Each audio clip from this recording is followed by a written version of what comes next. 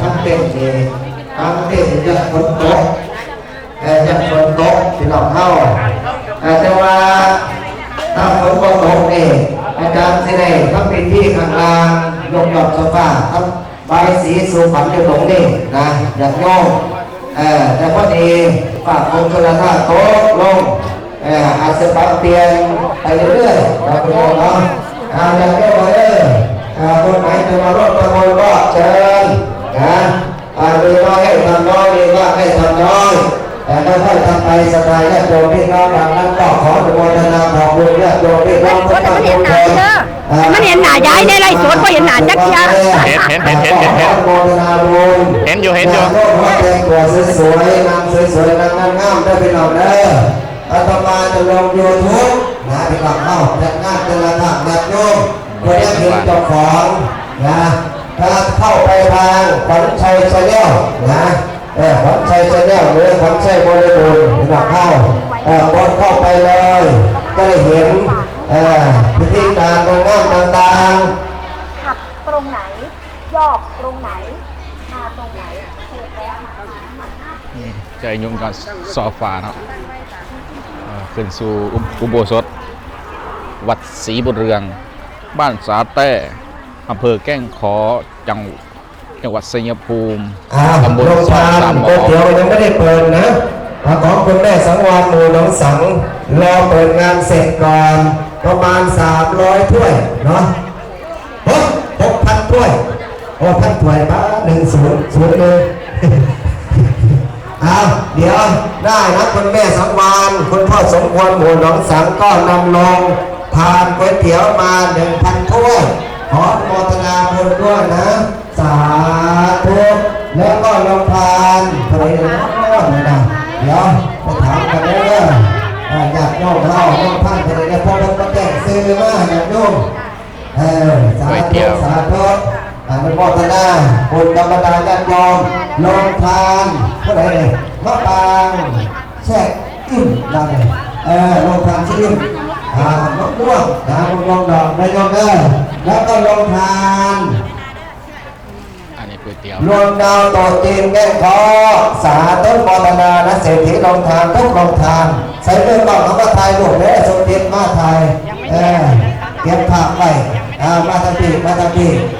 อยากโยมพระติดตามเจ้าของลงท่านกดเข้าไปทั้งรถทุกของอาจารย์ก็ใช่กดติดตามน้ำหลายๆพี่น้องได้เห็นเจ้าของ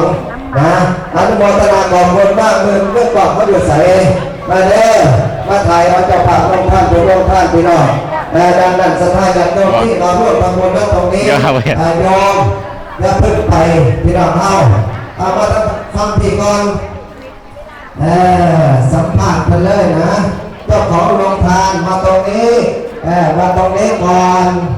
มาตรงนี้หลักศรัทธาญาติโยมอันนี้เจ้าของโรงทานมาข้างหน้าคนเดียวนะมาตรงนี้ก่อนนี่มีขนมอะไรมาได้นะวันนี้มาร่วมทำบุญเป็นเจ้าของโรงทานเนี่ยเป็นเศรษฐีนะพวกเรานะอนุโมทนาออกบุญนะเพราะว่าวันนี้เป็นวันรวยด้วยวันที่1 พฤศจิกายน 2568คุณโยมเนาะก็อาตมาภาพก็ขออนุโมทนาขอบคุณศรัทธาญาติโยมถัดชมโมเดลที่มาร่วมวันนี้เปิดแล้วตัวเองเป็นขอสัมภาษณ์ขอทานครั้งแรกกับคุณโยมนะโยมมาจากไหนมากับเจ้าของโรงทานเราเป็นโยมก็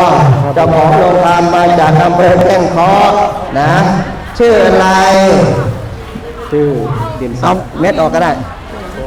ชื่อนายเดินศักดิ์ครับเป็นโรงงานมะม่วงเชี่ยวอยู่ครับมาตำบลแล้วมีความรู้สึกยังไง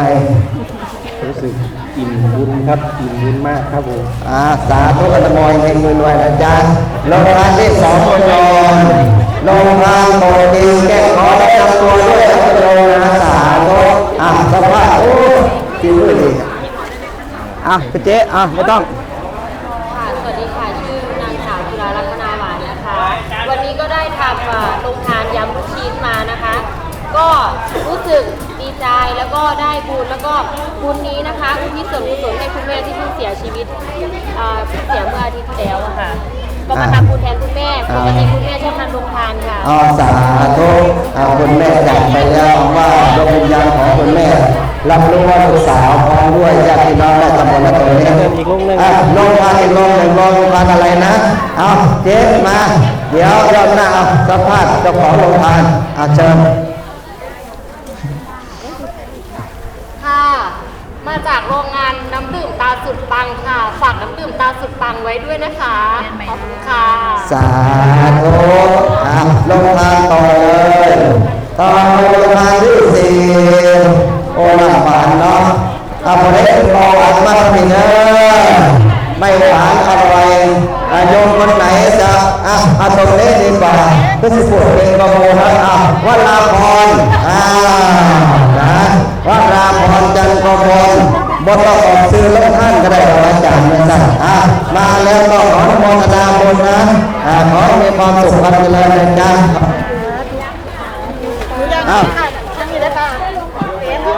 ทานน้ำค่ะทีมงานโรงพยาบาลแก้งเคราะห์ค่ะ โรงพยาบาลแก้งเคราะห์สาธุโรงพยาบาลก๋วยเตี๋ยวอันนี้คุณแม่สังวาลใช่ไหมแม่สังวาลมาแล้ว1,000ถ้วยบุญรองใจเย็นเสียสปอร์ตวัฒนธรรมพ้นใจใจใจเย็นทุกอย่างสาธุขอให้รวยเฮ้รวยแม่พ่อเป็นงามแท้ที่บ้านละใจก็นี่ที่บ้านแม่ก็นี่ สาธุเข้าใจแล้ว